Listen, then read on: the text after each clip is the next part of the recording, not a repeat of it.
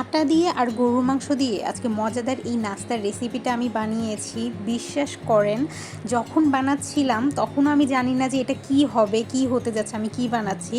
কিন্তু এটা বানানোর পর যখন আমি এটা টেস্ট করলাম, বিশ্বাস করেন এটা মানে দিস ইজ দ্য বেস্ট। আপনারা একবার হলেও বাসায় এই রেসিপিটা ট্রাই করবেন, আশা করছি ভালো লাগবে। Hello everyone, welcome to cook and cook. হঠাৎ করে বিকেলে আজকে একেবারে মুখরোচক কিছু খেতে ইচ্ছা করলো, যেমন আলু পুরি টাইপের কিছু একটা, কিন্তু সাথে একটু মাংসের কম্বিনেশন থাকবে, এরকম হঠাৎ করে আমার মাইন্ডে চলে আসলো। তো আমি রান্নাবান্নাও করতে বসে গেলাম। তো এখানে আমি সামান্য একটু প্যানে তেল দিয়েছি আর দিয়ে দিয়েছি গরুর মাংস। তো গরুর মাংসটা আমি এরকম লম্বা লম্বা সাইজ করে কেটে সামান্য একটু লবণ দিয়ে আগে একটু সেদ্ধ করে নিয়েছি।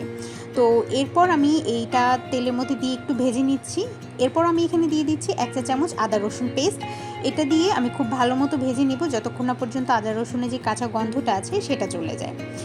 মাংসটা আমার আগে থেকে সিদ্ধ করে নেওয়ার কারণ, যেহেতু আমি এখানে রান্নাবান্না করছি, অল্প গরুর মাংস সিদ্ধ হতে একটু টাইম লাগে, এজন্য আমি প্রেশার কুকারে দিয়ে মাংসটা আগে থেকেই সেদ্ধ করে নিয়েছি। এরপর মাংসের যে স্টক ছিল একটুখানি, সেটা আমি এখানে দিয়ে দিলাম। এরপর এটা দিয়ে ঢাকনা দিয়ে 5 মিনিটের মতো রান্না করেছি।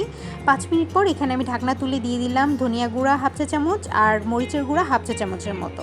খুব ভালো মতো নেড়েচে এখানে দিয়ে দিচ্ছি বড় বড় করে কেটে রাখা, মানে মোটা মোটা করে কেটে রাখা বড় 2টা পেঁয়াজ কুচি। খুব ভালো মতো নেড়েচেড়ে নিব।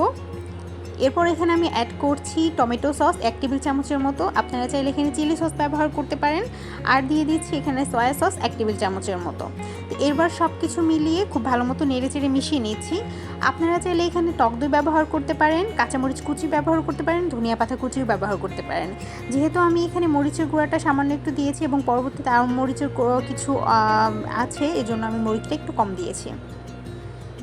এরপর আমি এখানে দিয়ে দিচ্ছি আটা 2 কাপের মতো আমি আটা নিয়েছি।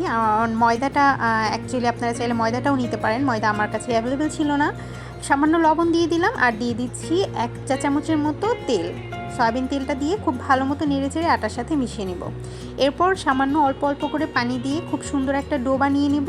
নর্মালি এই ডোগুলো আমরা সাধারণত যেভাবে বানিয়ে থাকি পুরি সিঙ্গারার ক্ষেত্রে, ঠিক তেমনটাই একটা ডো হবে। তো আমার ডোটা বানানো শেষ। এবার এই ডোটাকে আমি রেস্টে রেখে দেবো 15 থেকে 20 মিনিটের জন্য। তো এখানে অলরেডি আমি সেদ্ধ করে রাখা আলু নিয়েছি, আলুটা আমি মাখিয়ে রেখেছিলাম। এবার এখানে আলুর মধ্যে দিয়ে দিচ্ছি পেঁয়াজ কুচি, দিয়ে দিচ্ছি আমি 1 চা চামচের মতো চিলি ফ্লেক্স, লবণ দিয়ে দিচ্ছি স্বাদ মতো, এবং সব কিছুকে একসাথে খুব ভালো মতো হাত দিয়ে মেখে নিচ্ছি। আপনারা চাইলে এখানে সরিষার তেল ব্যবহার করতে পারেন, আমি করছি না, যেহেতু এটা তেলেরই রেসিপি হবে ভাজা পোড়া, এই জন্য এখানে ভেতরে আমি এক্সট্রা আর কোনো তেল দিব না। আর এখানে আমি যেটা দিয়ে দিচ্ছি, এখানে আমার একটা ডুডলসের কোরিয়ান রামেনের যে টেস্টিং সল্টের প্যাকেটটা ছিল, স্পাইস প্যাকেটটা, তো সেটা থেকে আমি এখানে অর্ধেকটা দিয়ে দিলাম। আপনারা চাইলে ম্যাগির যে ম্যাজিক মশলাগুলো আছে সেটা কিন্তু 1 প্যাকেট দিতে পারেন, অথবা নুডলসের মশলাও দিতে পারেন। এখানে আমি দিয়ে দিলাম সামান্য একটু গরম মশলার গুঁড়া, বা জিরা আর গরম মশলা একসাথে গুঁড়ো করে রাখা, সেটা দিয়ে খুব ভালো মতো এবার নেড়েচেড়ে মিশিয়ে নিচ্ছি। তো ব্যাস, আমার কিন্তু এখানে এইটা বানানো শেষ।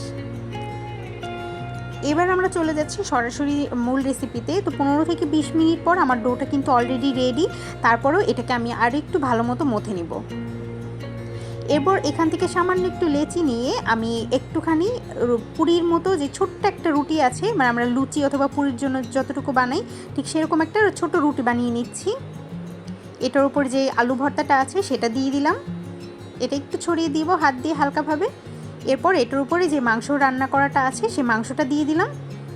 এবার এটার মুখটা খুব ভালো মতো সিল করে দিচ্ছি। ব্যাস, এটাই কিন্তু আমাদের একেবারে রেডি। তো এইভাবে আরও একটি বানিয়ে আমি আপনাদেরকে দেখাচ্ছি।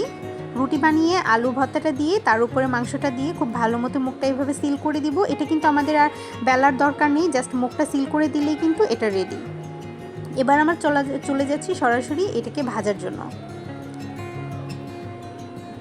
চুলায় তেল গরম হতে দিয়েছি, এবং তেলটা যখন একটুখানি গরম হয়ে আসবে এটা আস্তে আস্তে ভেজে নিব। এটা কিন্তু আপনারা একবারে মিডিয়াম আছে থেকে একটু কমিয়ে তারপরে কিন্তু এই সবগুলো ভেজে নেবেন আস্তে আস্তে। তা না হলে কিন্তু যেই আপনারা সিল করেছেন যেই সাইডে, সেই সাইডটা কিন্তু কাঁচা থেকে যাবে। সো অল্প আছে এই সুন্দর মতো এই সবগুলোকে ভেজে নেবেন, তাহলে কিন্তু ভেতরে কাঁচা থাকবে না। তো ব্যাস, আমার কিন্তু ভাজা শেষ। এবার আমি এটাকে তুলে নিব, তুলে একটু তেল ঝরিয়ে নিচ্ছি।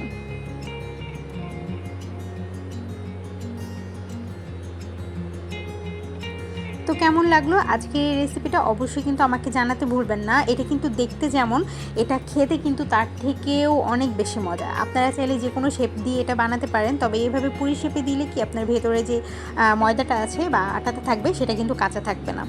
তো দেখতেই পাচ্ছেন এটার ভিতরে একেবারে আলু দিয়ে একেবারে ঠাসা হয়েছে এবং মাংসগুলো কিন্তু একেবারে দেখা যাচ্ছে, আর এটি কিন্তু বাইরে থেকে অনেক বেশি সফট হয়। তো কেমন লাগলো আজকে এই রেসিপি অবশ্যই কিন্তু আমাকে জানাতে পারেন কমেন্টের মাধ্যমে। আপনাদের কমেন্টের আশায় থাকবো। আর যারা নতুন বন্ধু আছেন অবশ্যই লাইক করে সাবস্ক্রাইব করে পাশেই থাকবেন, পাশে থাকা বেল আইকনটি প্রেস করে রাখবেন যাতে পরবর্তী নতুন কোনো রেসিপি দেওয়ার সাথে সাথে আপনার কাছে নোটিফিকেশান চলে যায়। আজকের মতো এই পর্যন্তই, দেখা হবে নেক্সট রেসিপির সঙ্গে। সবাই ভালো থাকবেন, সুস্থ থাকবেন, আল্লাহ হাফেজ।